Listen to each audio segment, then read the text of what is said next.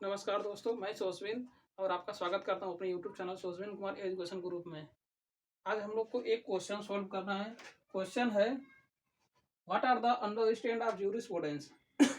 मतलब ज्यूरिस्प्रूडेंस, विधि शास्त्र से आप क्या समझते हैं। ज्यूरिस्प्रूडेंस का अर्थ होता है विधि शास्त्र, मतलब कि विधि शास्त्र से आप क्या समझते हैं। चलिए भैया देख लें, जो समझते हैं वो बताते हैं आपको। ज्यूरिस्प्रूडेंस दो शब्द से मिलकर बनाता है। एक होता है ज्यूरिस, दूसरा होता है प्रूडेंस।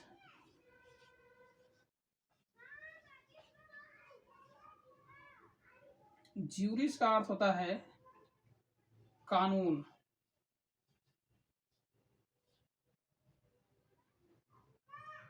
अब प्रूडेंस का अर्थ होता है ज्ञान।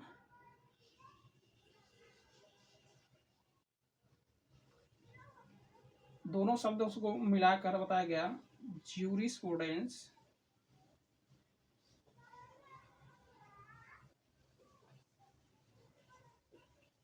ज्यूरिस प्रूडेंस बराबर कानून का ज्ञान।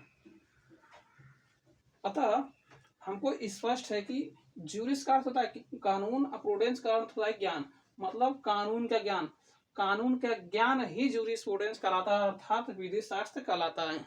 इसमें तीन वैज्ञानिकों के मत है। फर्स्ट है अल्पियन,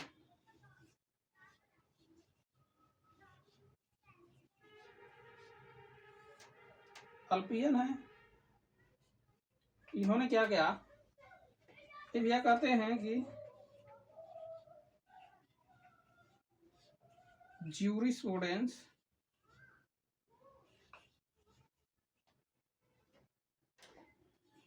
एक उचित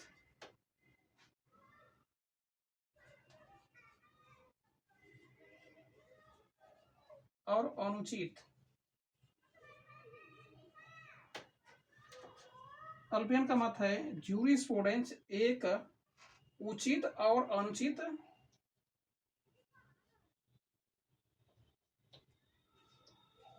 ज्ञान का विज्ञान है।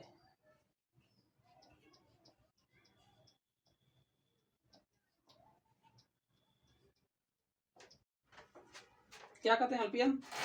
अल्पियन कहते हैं कि ज्यूरिस्प्रूडेंस अर्थात विधि शास्त्र एक उचित और अनुचित का ज्ञान का विज्ञान होता है। दूसरा वैज्ञानिक है सीसरो।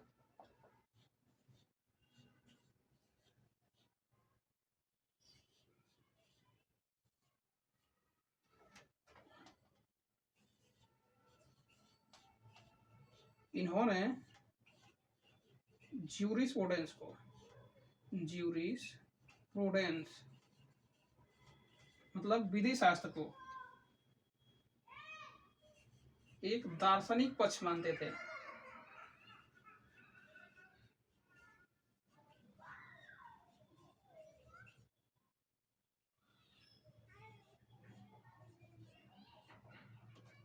दार्शनिक पक्ष मानते हैं।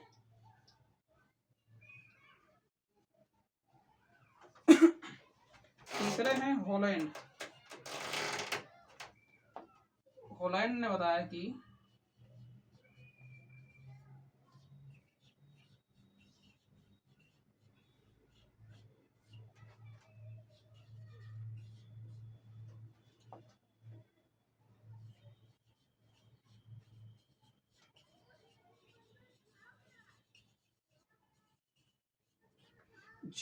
हॉलैंड ने बताया कि ज्यूरिस्प्रूडेंस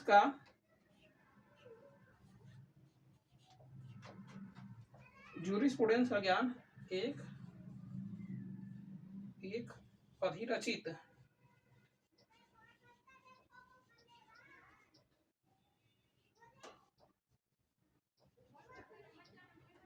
ज्ञान का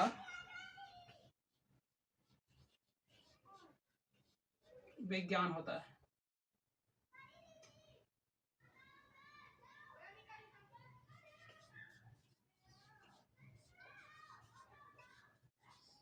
या अधिरचित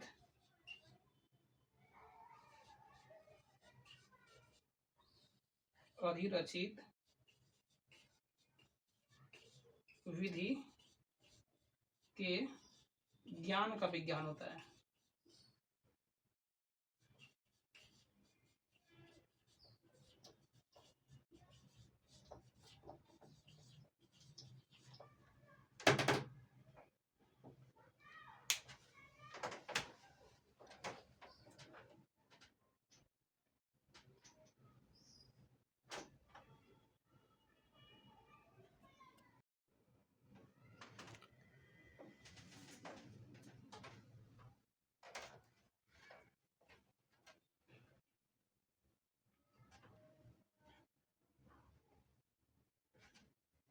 नमस्कार दोस्तों, मैं सोसविन आपका स्वागत करता हूं अपने यूट्यूब चैनल सोसविन कुमार एजुकेशन ग्रुप में। और मेरी टॉपिक है आज की काइंड्स ऑफ ज्यूरिस्प्रूडेंस, विधि शास्त्र के प्रकार और विधि शास्त्र के नेचर, स्कोप और इम्पोर्टेंस की भी चर्चा इसी वीडियो में हम लोग करेंगे। विधि शास्त्र दो प्रकार के होते हैं, ज्यूरिस्प्रूडेंस दो प्रकार के होते हैं। एक होता है जनरल ज्यूरिस्प्रूडेंस, दूसरा होता है स्पेसिफिक। मतलब जनरल का अर्थ होता है सामान्य विधि शास्त्र, स्पेसिफिक का मतलब होता है विशिष्ट विधि शास्त्र। आप समझेंगे जनरल ज्यूरिस्प्रूडेंस क्या होता है। जनरल ज्यूरिस्प्रूडेंस वह विधि शास्त्र है जो सामान्यतः सभी जगह लागू होता है, जैसे कर्तव्य, स्वतंत्रता, दंड, उपाय आदि सभी अवधारणाओं पर लागू होता है। और स्पेसिफिक ज्यूरिस्प्रूडेंस विशिष्ट विधि शास्त्र वहां पर लागू होता है जहां विशिष्ट राष्ट्र की बात की जाती है, वहां पर विशिष्ट विधि शास्त्र लागू होता है। अर्थात जहां पर विशिष्ट राष्ट्र की बात होती है, वहां पर विशिष्ट विधि शास्त्र का उपयोग किया जाता है। इसके नेचर, स्कोप निम्न प्रकार है। सबसे पहले नेचर क्या होते हैं, इनके नेचर कहाँ कहाँ यूज होते हैं। सबसे पहले प्रशासन के क्षेत्र में इसका यूज किया जाता है।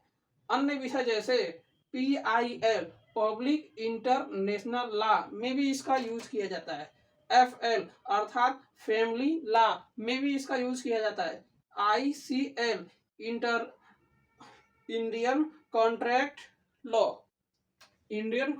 लॉ मतलब इंडियन कॉन्ट्रैक्ट 1872 में भी इसका यूज किया जाता है।